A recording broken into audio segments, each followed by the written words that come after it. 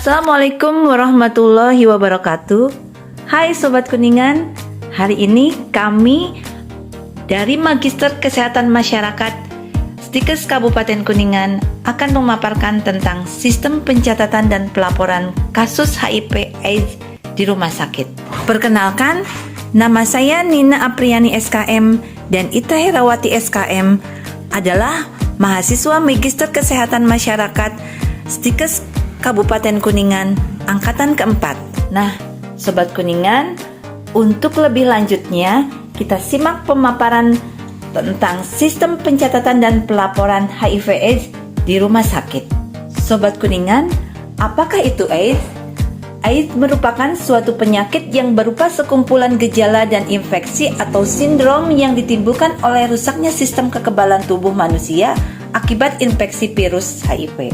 Penanganan HIV/AIDS dengan cara terapi pengobatan ART atau antiretroviral, yaitu dengan terapi pemberian minum obat ARV kepada pasien sehingga menghambat pertumbuhan virus HIV yang berkembang di dalam tubuh.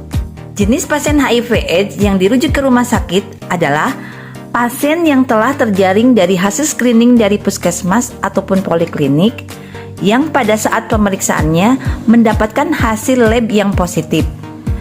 Nah, jenis-jenis pasien apa saja yang dirujuk ke rumah sakit, yaitu ibu hamil dan bayi, kemudian pasien dengan TBC, pasien dengan gizi buruk, pasien dengan diare yang tidak sembuh-sembuh, dan pasien dengan rencana tindakan operasi.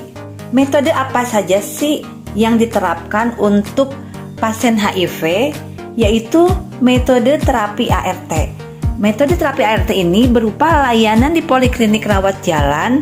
Petugas melakukan pemantauan kepatuhan pasien dengan cara tanya jawab kepada pasien ketika pasien berkunjung ke poliklinik HIV di rumah sakit.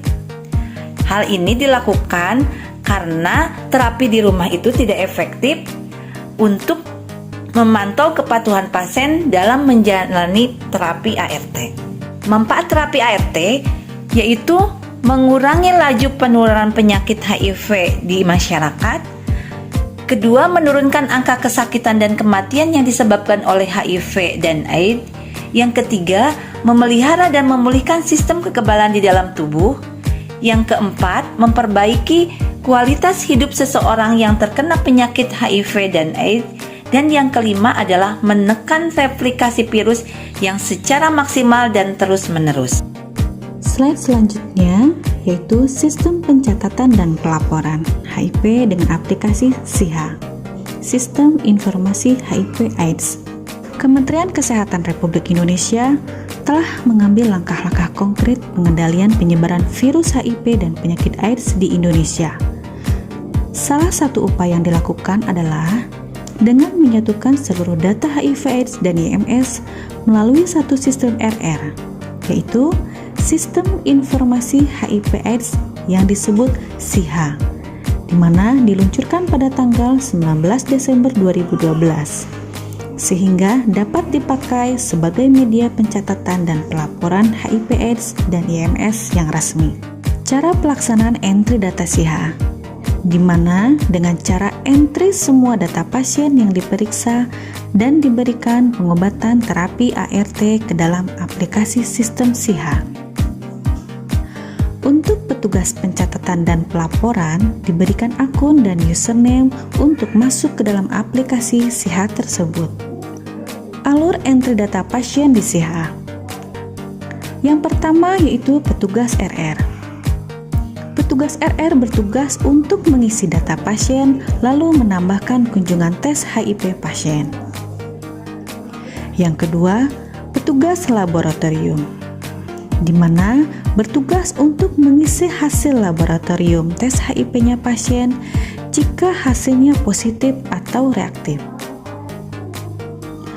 Yang ketiga yaitu petugas dokter, di mana bertugas untuk merubah status pasien menjadi ODA dalam perawatan, mengisi data PMO atau pengawas minum obat, beserta mengisi data perawatan.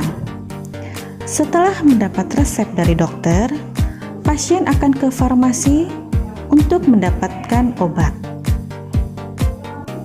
Yang keempat yaitu petugas farmasi, di mana bertugas untuk memberikan resep obat kepada pasien. Lalu pasien kembali ke petugas RR untuk mengklik kunjungan bahwa telah selesai. Jika memang hasil labnya negatif atau non-reaktif, maka pasien tidak perlu ke akun untuk ke dokter atau farmasi. Namun, kembali ke RR untuk mengklik kunjungan bahwa telah selesai. Yang terakhir yaitu pelaporan data pasien HIV/AIDS. Pelaporan data pasien dari aplikasi SIHA dikirimkan 1 bulan sekali ke Dinas Kesehatan, baik itu secara online maupun soft copy-nya. Sekian presentasi dari kami. Terima kasih atas perhatian Anda dalam menyimak presentasi ini.